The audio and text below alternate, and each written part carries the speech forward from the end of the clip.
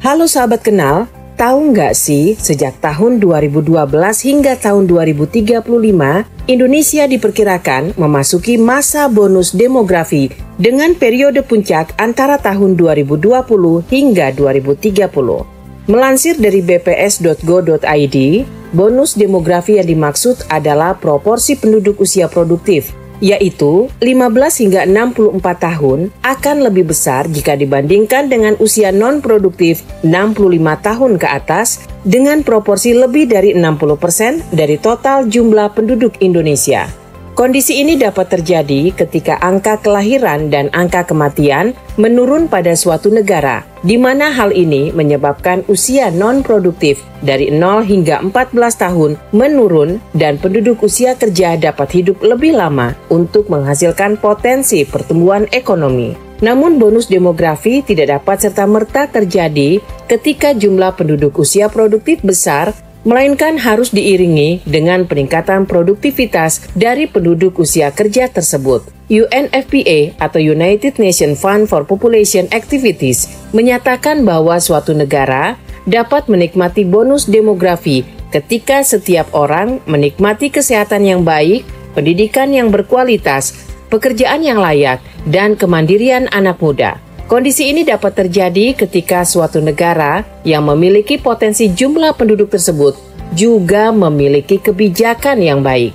Terciptanya bonus demografi di Indonesia tidak dapat dilepaskan dari kebijakan pemerintah pada tahun 1970-an, yaitu Keluarga Berencana atau KB.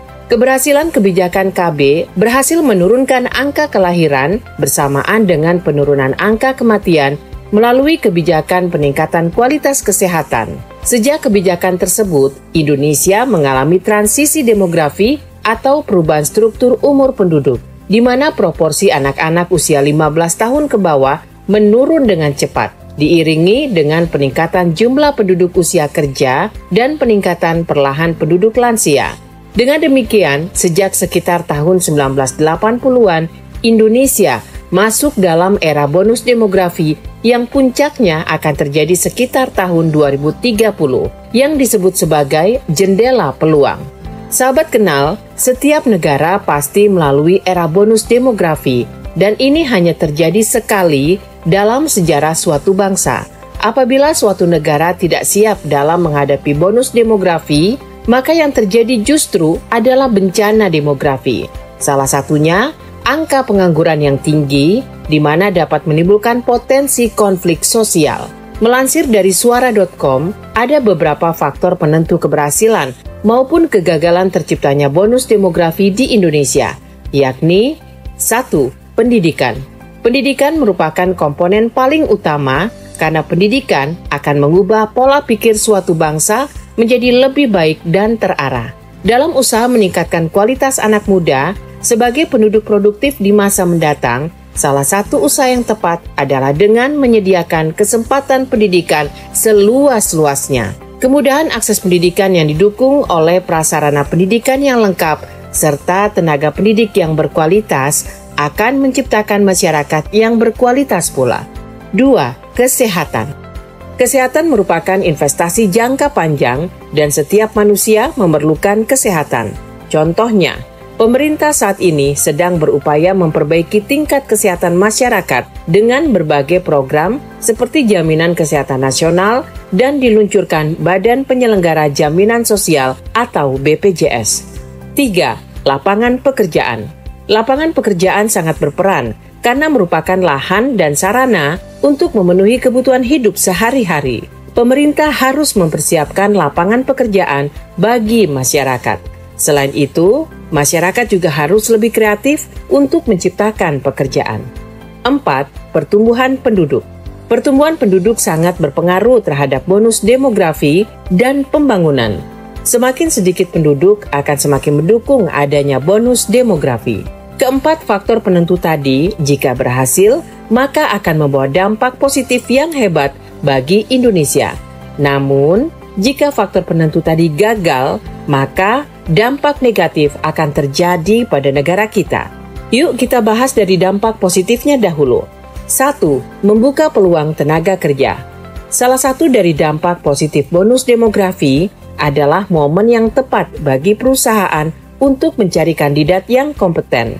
Hal ini juga bisa menjadi keuntungan bagi Anda yang termasuk dalam usia produktif. Sebagai perusahaan atau calon pekerja, seharusnya dapat memanfaatkan peluang ini dengan baik. Jangan sampai momentum ini lepas dan tidak ada keuntungan yang bisa dicapai. 2. Perkembangan ekonomi.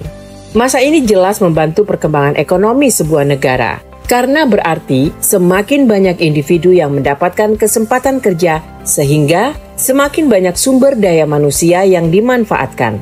Selain peluang tenaga kerja, dampak positif bonus demografi juga tercermin dari semakin banyaknya investasi yang dilakukan. Dengan begitu, otomatis akan membantu sektor ekonomi untuk semakin bertumbuh. Pertumbuhan tersebut juga bisa membantu pemerintah dalam mempersiapkan percepatan pembangunan negara menjadi lebih maju. 3. Pertumbuhan sektor pemerintah yang lain. Selain ekonomi, pastinya demographic dividend membawa keuntungan bagi sektor yang lain. Misalkan saja pendidikan. Dengan adanya prediksi bonus demografi tahun 2030, pemerintah pasti akan merancang sistem pendidikan yang lebih baik demi meningkatkan sumber daya manusia. Dengan adanya rancangan sistem yang lebih baik, sektor pendidikan akan mengalami peningkatan. Momen bonus demografi tidak hanya akan menghadirkan keuntungan bagi sebuah negara. Jika tidak dipersiapkan dengan matang, maka fenomena ini akan membawa dampak negatif dan menjadi sebuah masalah. Dampak negatif tersebut ialah 1. Membeludaknya angka pengangguran. Pertama, dampak bonus demografi adalah membeludaknya angka pengangguran. Jumlah usia produktif yang diperkirakan mencapai 60% hingga 70% dari total penduduk. Jika kesempatan ini tidak disalurkan dengan baik, bukan tidak mungkin, malah menjadi bencana bagi suatu negara. Jumlah yang besar itu justru bisa menjadi titik di mana angka pengangguran akan membludak. Karena itu, tindakan preventif seperti perancangan peluang kerja sejak dini bisa dilakukan sebagai pencegahan.